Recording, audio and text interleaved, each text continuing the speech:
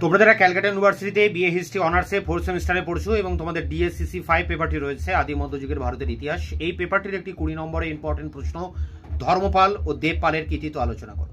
তো বাংলার পাল আমলে ধর্মপাল একজন গুরুত্বপূর্ণ রাজা ছিলেন, যিনি ত্রিপাক্ষিক সংগ্রামে অবতীর্ণ হয়েছিলেন এবং তার পুত্র দেবপাল ধর্মপালের থেকেও বেশি কৃতিত্ব দেখান। তাকে শ্রেষ্ঠ রাজা বলা হয় পাল যুগের। তো এই দুই পাল রাজা ধর্মপাল ও দেবপালের কৃতিত্ব নিয়ে আলোচনা করছি এই ভিডিওতে। তো দেখো, যেভাবে উত্তরটা তোমরা লিখবে, শশাঙ্ক বাংলায় সর্বপ্রথম একটি সাম্রাজ্য প্রতিষ্ঠা করে ইতিহাসের পাদ প্রদীপের সামনে বাংলার গুরুত্ব তুলে ধরে। কিন্তু 637 খ্রিস্টাব্দে শশাঙ্কের মৃত্যুর পর থেকে দীর্ঘ প্রায় 100 বছরেরও বেশি সময় ধরে বাংলায় মাৎস্য ন্যায়ের কালে চরম অরাজকতা ও নৈরাজ্য দেখা দিয়েছিল। এখানে বলে রাখি, মাৎস্য ন্যায় টিকা আসতে পারে, এ সম্পর্কে আমি টিকা অ্যান্সার দিয়েছি এর আগে। তাহলে শশাঙ্কের মৃত্যুর পর বাংলাদেশে 100 বছর অরাজকতা চলছে, যাকে মাৎস্য ন্যায় বলে। সেই মাৎস্য ন্যায়ের অবসান ঘটিয়ে 750 সালে গোপাল সিংহাসনে বসছেন। গোপাল হলেন ধর্মপালের পিতা। দেখো, অবশেষে 750 খ্রিস্টাব্দে গোপাল নামে জনৈক সামন্ত বাংলার সিংহাসনে বসলে এই মাৎস্য ন্যায়ের অবসান ঘটে এবং বাংলার সমাজ জীবনে স্থিরতা ফিরে আসে। পাল রাজাদের আমলে বাংলায় শান্তি, সুস্থিতি ও প্রগতির ক্ষেত্রে এক নবযুগের সূচনা হয়। শিক্ষা, সাহিত্য, শিল্প, সংস্কৃতির ইতিহাসে পাল যুগ যথেষ্ট উৎকর্ষের পরিচয় দেয়। এরপরে দেখো রয়েছে গোপাল।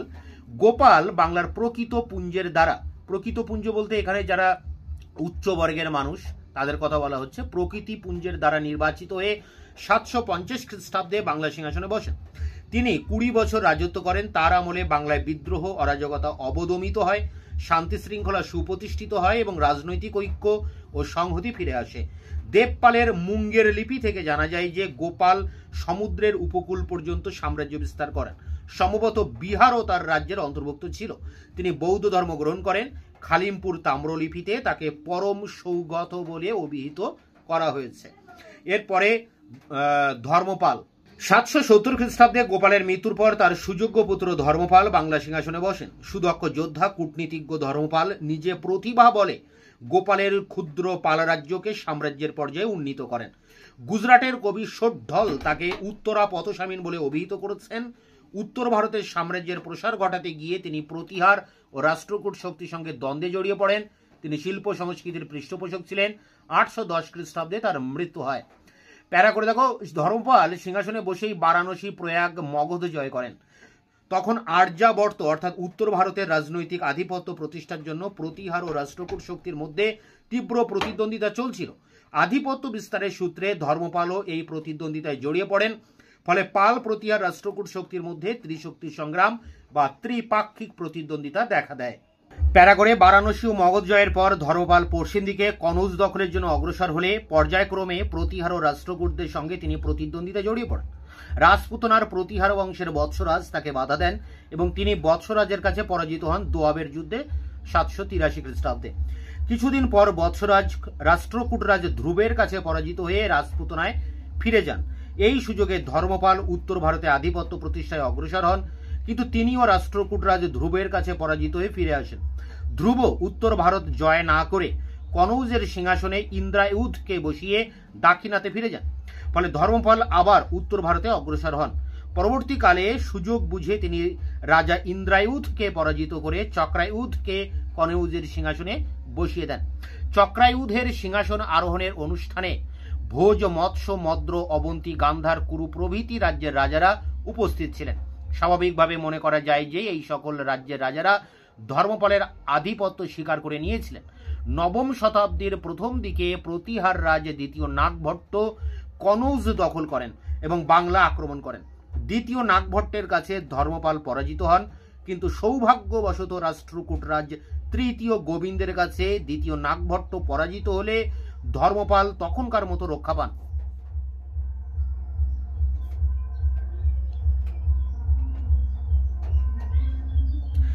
প্যারা করে দেখো, শুধুমাত্র সাম্রাজ্যের স্থপতি হিসেবেই নয়, সাম্রাজ্যের অভ্যন্তরে শান্তি শৃঙ্খলা প্রতিষ্ঠা এবং শিল্প, সাহিত্য, সংস্কৃতির পৃষ্ঠপোষক হিসেবেও ধর্মপাল যথেষ্ট কৃতিত্বের অধিকারী ছিলেন।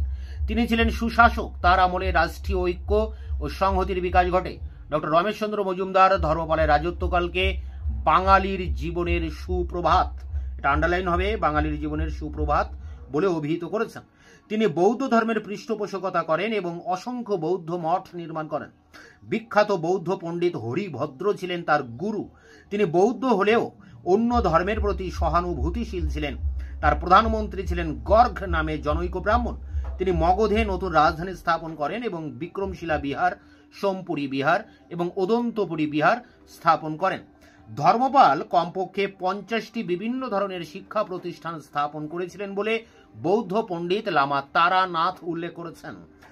ধর্মপালের আমলে বাংলায় কৃষি ও বাণিজ্যের বিকাশ ঘটে এবং অর্থনীতির উন্নতি হয়।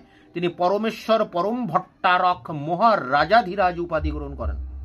তো এই পর্যন্ত ছিল ধর্মপালের কৃতিত্ব। এবার আসবে দেবপাল। প্যারা করে দেবপাল 1810 খ্রিস্টাব্দে ধর্মপালের মৃত্যু হলে তার সুযোগ্য পুত্র দেবপাল 810 থেকে 850 খ্রিস্টাব্দে সিংহাসনে বসেন। তিনি ছিলেন পাল বংশের শ্রেষ্ঠ রাজা। দেবপালের আমলে প্রায় সম্পূর্ণ আর্যাবর্তে পাল সাম্রাজ্যের বিস্তার ঘটে। তার সময়ে দাক্ষিণাত্যে রাষ্ট্রকূট রাজ তৃতীয় গোবিন্দের মৃত্যুর পর শান্তিকামী রামভদ্র সিংহাসনে বসেন। দেবপাল এইসব সুযোগকে কাজে লাগান। প্যারা করে দেবপাল বিভিন্ন রাজ্য আক্রমণ করে নিজ দক্ষতায় এক বিস্তীর্ণ সাম্রাজ্যের অধিপতি হন।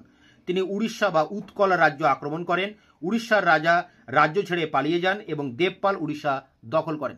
তিনি গুর্জর রাজ মিহির ভোজকে, রাষ্ট্রকূট রাজ অমোঘ বর্ষকে এবং কম্বোজদেরও পরাজিত করেন। তিনি আসাম আক্রমণ করলে আসাম তার করদ রাজ্যে পরিণত হয়।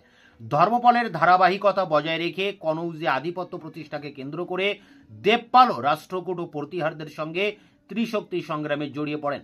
সম্ভবত প্রতিহার ও রাষ্ট্রকূট শক্তি দেবপালের কাছে পরাজিত হয়। দেবপাল হুনদের আধিপত্য ধ্বংস করেছিলেন বলে গুরব মিশ্রের লিপি থেকে জানা যায়। গুরব মিশ্রটা আন্ডারলাইন হবে। বাদল প্রশস্তিতে তাকে উত্তরের হিমালয় পর্বত থেকে দক্ষিণে বিন্ধ্য পর্বত পর্যন্ত এবং পূর্বে পূর্ব সাগর থেকে পশ্চিমে পশ্চিম সাগর পর্যন্ত বিস্তৃত ভূখণ্ডের অধীশ্বর বলে বর্ণনা করা হয়েছে। ডক্টর রমেশচন্দ্র মজুমদার মনে করেন যে বিন্ধ্য পর্বতের দক্ষিণে কর্ণাটক ও পাণ্ড রাজ্য পর্যন্ত তার সাম্রাজ্য বিস্তৃত ছিল। প্যারা করে দেখো, এটি শেষ প্যারা। দেবপাল পরমেশ্বর পরম ভট্টারক উপাধি গ্রহণ করেন। সুমাত্রার শৈলেন্দ্র বংশীয় রাজা বালপুত্র দেব দেবপালের অনুমতি নিয়ে নালন্দায় একটি বৌদ্ধ মঠ প্রতিষ্ঠা করেছিলেন। দেবপাল বালপুত্র দেবের এই উদ্যোগে তাকে 5টি গ্রামও দান করেছিলেন। দেবপালের আমলে আরবীয় পর্যটক সুলেমান ভারতে এসেছিলেন। সুলেমান তার বিবরণীতে দেবপালের বিশাল ও সুদক্ষ সেনাবাহিনীর কথা উল্লেখ করেছেন।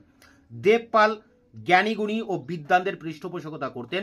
তার প্রয়াসে নালন্দা বিশ্ববিদ্যালয় বৌদ্ধ ধর্ম ও সংস্কৃতি চর্চার প্রধান কেন্দ্রে পরিণত হয়েছিল। ডক্টর রমেশচন্দ্র মজুমদার বলেছেন যে ধর্মপাল ও দেবপালের আমলে উত্তর ভারতে যে বিশাল সাম্রাজ্য গড়ে উঠেছিল তা বাঙালির ইতিহাসে আগে বা পরে কখনো দেখা যায়নি। তিনি ধর্মপাল ও দেবপালের রাজত্বকালকে বাংলার ইতিহাসে সর্বাপেক্ষা মহান যুগ বলে অভিহিত করেছেন। তো এই ছিল পাল রাজা ধর্মপাল ও দেবপালের কৃতিত্ব। এটি সংগ্রহ করে পরীক্ষার প্রস্তুতি নাও। দেখা হচ্ছে অন্য ভিডিওতে। ততক্ষণে চ্যানেলকে সাবস্ক্রাইব করে রাখবে, বন্ধুদের কাছে শেয়ার করবে। ভিডিওটি ভালো লাগলে অবশ্যই একটা লাইক দেবে।